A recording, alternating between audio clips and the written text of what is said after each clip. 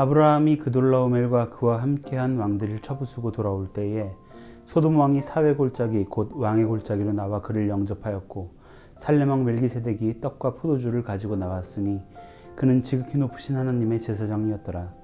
그가 아브라함에게 축복하여 이르되 천지의 주제이시오 지극히 높으신 하나님이여 아브라함에게 복을 주옵소서. 너희 대적을 내 손에 붙이신 지극히 높으신 하나님을 찬송할지로다 하매 아브라함이 그 얻은 것에서 10분의 1을 멜기세덱에게 주었더라. 아멘. 아브라함은 318명의 군사들과 함께 그돌라오멜 왕과 맞서 싸워서 이겼습니다. 아마도 이 소문은 삽시간에 그 주변 국가들에게 퍼졌을 테고 아브라함은 의도치 않게 굉장히 유명한 사람이 되었겠죠. 아브라함이 처음 가나안을 선택해서 향해 갈 때 지금 오늘과 같은 결과가 있을지 이런 일이 벌어질지 누가 알았겠습니까? 300명이 조금 넘는 군사들을 엄밀히 말하자면 군사라고도 할 수 없는 조직화되지 않는 그 사람들을 데리고 이러한 대승을 이룰 수 있을지 아브라함이 알았을까요? 아브라함은 승전한 군사들과 함께 집으로 돌아오고 있었습니다. 그때 소돔 왕과 살렘 왕 멜기세덱이라는 사람이 아브라함과 그의 군사들을 마중 나왔습니다. 그리고 멜기세덱은 아브라함을 축복합니다. 이렇게 말하죠. 너희 대적을 내 손에 붙이신 지극히 높으신 하나님을 찬송할지어다. 이게 무슨 말일까요? 멜기세덱은 살렘 왕이었고 하나님의 제사장이라고 설명하고 있습니다. 그가 정확하게 누구인지 우리는 분명하게 알 수는 없지만 한 가지 분명한 것은 그는 하나님의 제사장으로서 지금 하나님의 말씀을 아브라함에게 전하고 있는 거예요. 그 말씀의 내용이 이것입니다.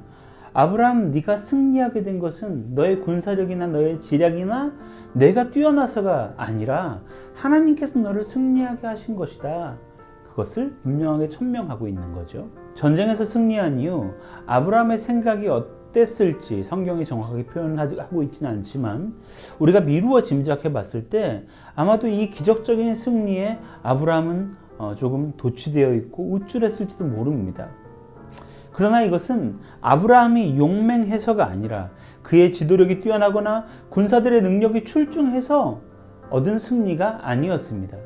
이 모든 것은 아브라함이 가는 길을 지키고 계시고 그에게 자손과 땅과 복을 약속하신 하나님의 약속의 실현의 일환이었다는 것입니다.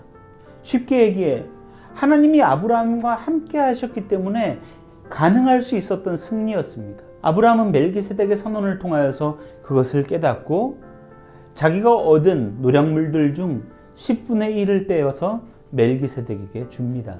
하나님께 바친 것이죠. 전쟁의 승리와 거기서 얻은 모든 것이 하나님께로부터 임을 고백한 것이죠. 그런데 여기서 아브라함이 10분의 1을 바치자 소돔 왕이란 자가 이렇게 얘기합니다. 이 재물은 모두 네가 다 가져가고 사람들은 나한테 보내라. 자, 이제 아브라함이 여기에 대해서 대답을 하는데 이것은 14장 22절에서 25절까지에 잘 나와 있습니다. 요약하자면 이렇습니다. 난 그 재물이 필요 없습니다.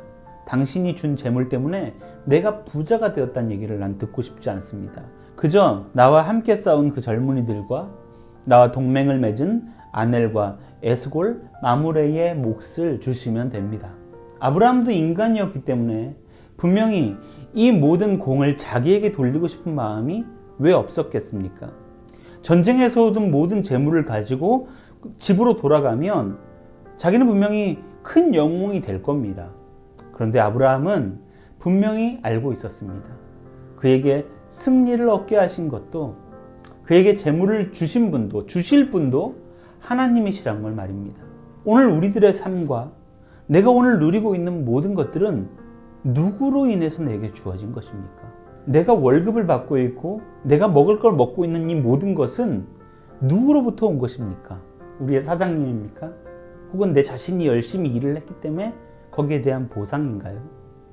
오늘 우리는 누구로 말미암아 호흡하고 있고 살아가고 있습니까? 오늘 이 성경은 이 질문을 우리들에게 던져주고 있습니다. 하나님이 내 삶의 모든 것이라고 믿으십니까? 모든 것의 근원이시고 원인이신 하나님을 고백하십니까? 이 고백을 하는 사람들에게는 삶의 의미가 달라지게 되어 있습니다.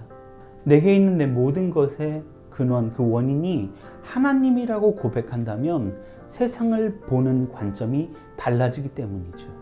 2020년 우리는 올 한 해 굉장히 힘든 시간을 살아왔습니다.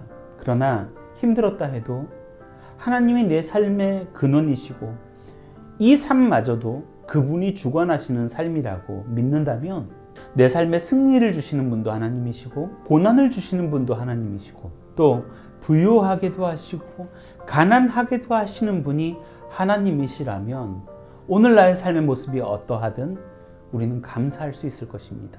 높으신 하나님을 찬송하길 원합니다. 그의 길은 나의 길보다 높으시고 그의 생각은 우리의 생각보다 깊으십니다. 기도하겠습니다.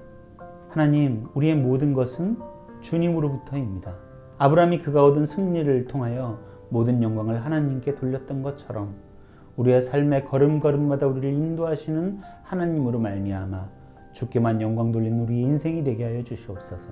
예수님 이름으로 기도합니다.